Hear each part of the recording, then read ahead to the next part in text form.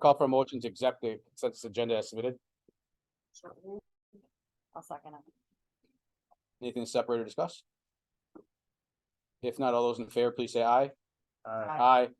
Opposed or abstaining, motion carries. Call for a motion to accept the personnel report as submitted. Make a motion. Second.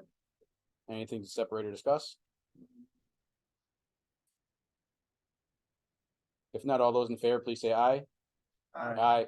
Opposed or abstaining, motion carries. All right, capital project committee.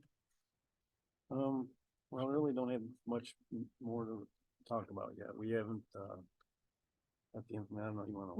Yeah, no, that's fine. The one thing that we're waiting for still is the estimate. So once we get that new cost estimate back, then we're gonna call the committee back together. Yeah. We're still on schedule for the April 1st date at the, for the auditorium to take the, start the demolition there. Mhm.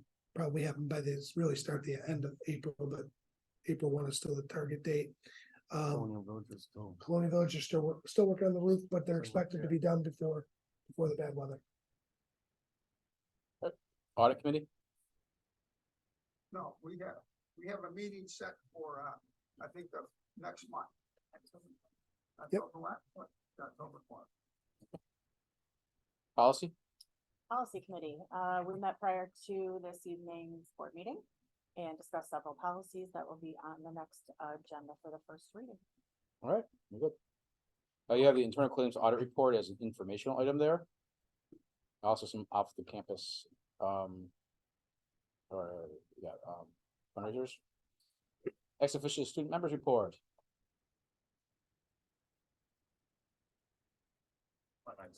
Can't use the excuse that school hasn't started yet. Here you go, hold on. I was gonna say, this one's working here. You can see this one. So we're into Spirit Week with today being the gold shirt sunglasses day as the bright future day. Friday is our pep rally and our homecoming game. And Saturday is the homecoming dance. And I think everybody's very happy that we got the courtyard this year rather than the gym. So it'll hopefully not be as hot. And the last thing I want to touch on is, so the metal detectors that were enacted this year. At first it was a little rough, as anything really would be. It was a little slow getting through it, but I think as the school year has progressed and we've learned to get buy-in, like how to not set off the metal detectors if you're not bringing anything bad. I think it's a really pretty quick and a good solution and a thing that made the school a lot safer. All right, any questions? All right, very good. No. All right, superintendent's report. Well, I'll just mention it something with my, just remember we have the NISBA convention coming up next month. And you're getting invitations right now for some of the receptions there. Please make sure you watch out for them. Matt? You're up. Great. So if I could.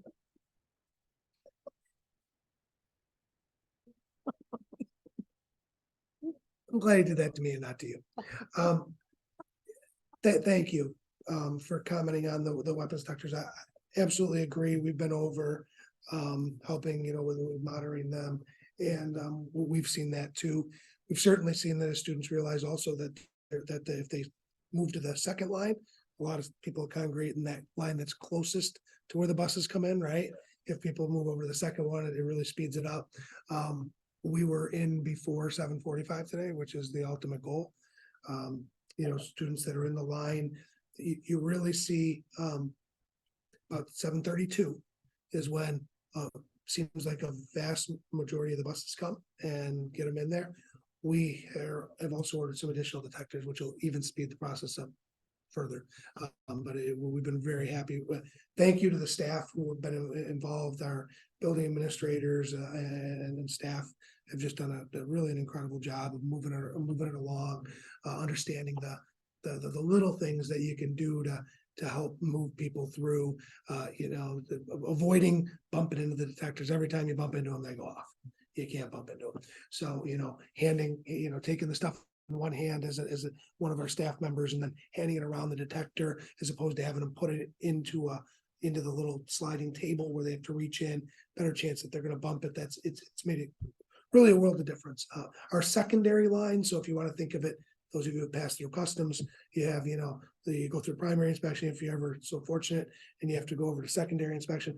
That's kind of what we do. Our secondary line is very rarely backed up. So what that's telling me is we're getting a lot better at what are called like the nuisance alarms. So the accidental alarms where it's going off by accident, by somebody bumping it, by somebody being too close, stepping on it. Any of those things will set it off. So and I need to say this: our students have been great. I think the first couple of days, because it was a little bit long, I was out there right here, I get it, right? But it's really sped up the process, and we know that when the winter comes, we're gonna want that process to even be quicker, and we should be in a really good place by then. We ordered those extra detectors, the lead time 6 to 8 weeks, so they'll be here before the really cold weather gets here. Not Mr. Sable cold weather, because Mr. Sable cold weather is like right now, but I agree, yeah. Cool. as far as hiring is concerned, if you've never tuned in before, and this is new to you, we need bus drivers. We're still looking for bus drivers. We're always looking for bus drivers. Okay, if you know somebody who wants to drive as a sub driver, wants to drive part-time, we'll take you. We need drivers. This Friday, as a matter of fact, and I'm giving everybody a heads up, we may be a little bit short in the afternoon. Okay, we're gonna put something out to the school community tomorrow if that turns out to be the case. But Friday afternoon for the secondary run, so for high school and middle school students, if you can pick up, we'd certainly appreciate it. If parents are out there and they can do it. We'll send out a message stating that, but we already know that we're gonna be short on drivers for the afternoon. Morning, we're in a good place right now, but afternoon, and the result of this, just so everybody knows, would be this. If we're short on buses, but we still have kids, well, we keep kids here. We'd send at the high school, middle school campus, we'd then send the buses to go get our elementary kids, take them home, and then come back. So we're talking about 4:30 for buses for anybody who would be, left behind, right? So any help that parents can be on that particular Friday afternoon would certainly help us a lot. Homecoming week was already mentioned. The start of the school year. The last meeting I got to talk about a little bit because we just got into it, but now we're a few weeks in, and it's really been a great start. I want to thank all of our staff, our students, and the school community for having such a smooth start. It really has been unbelievable. So I'm really happy with how that's progressed. This Friday night, by the way, is the football game, the home football game. We're expecting a huge crowd. The weather looks phenomenal. So if you can take part, we encourage you to be there. On September 30th, we have the Eco-Campus project. We're looking for volunteers. There's information going out at the middle school and high schools. Have you seen it on the announcements already? Okay, double check tomorrow for me, would you? Okay, it should be going out to all of our students on that morning from 8 to 11. It's a Saturday. We will be here along Cagle Creek doing a cleanup. We'll be doing a cleanup on the campus. Be doing some tree planting and fortifying of trees that have been planted in the past. So that'll be on September 30th. Always looking for volunteers. By the way, if you volunteer and you need hours for like your government class, certainly those hours count, or anything else they do. If you need it for National Honor Society, they count. That's all I have. Any questions, on the superintendent's report? All right then, any items for board discussion? Any old business? Any new business? I have one item that you, had brought up, and I don't know if you want to consider this under new business. Allison had some information about the taxation stuff that we've talked about in the past. She has some additional information that she can share. Is it for the senior or the fire? No, this is for the senior. Okay. All right. exemption. So I think it been talked about before, so if you want to put that under old or new, at least Yeah, as a just, that's discussion item. fine. Yeah, So when the county, changed their exemption limits for income, this is what they went to. Less than 26,200 to all the way up to 33,700, and then you can see the exemption percentage on the right. so, and they put this in place in March 1 of 2023. There have been a couple districts already who have acted on this. The idea is this, that moving this exemption, the exemption amounts up is an adjustment to the cost of living increases that people have received. People are getting in their social security cost of Correct. living increases, so these adjustments were made to accommodate those increases. So that their exemption would stay in place, basically. So they went from initially, you'll see it was from $21,000 to $33,700. Which the upper limit didn't change, but the lower limit did, so. So again, we've had this in place, but just not the new rates, Right, not the new, that were adopted by the county. so some folks that were getting exemptions are no longer getting them.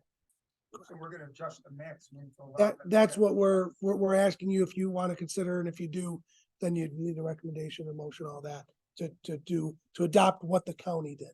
But you're not, are you ready for that now? No. But why don't you get us everything together and we can then act on it?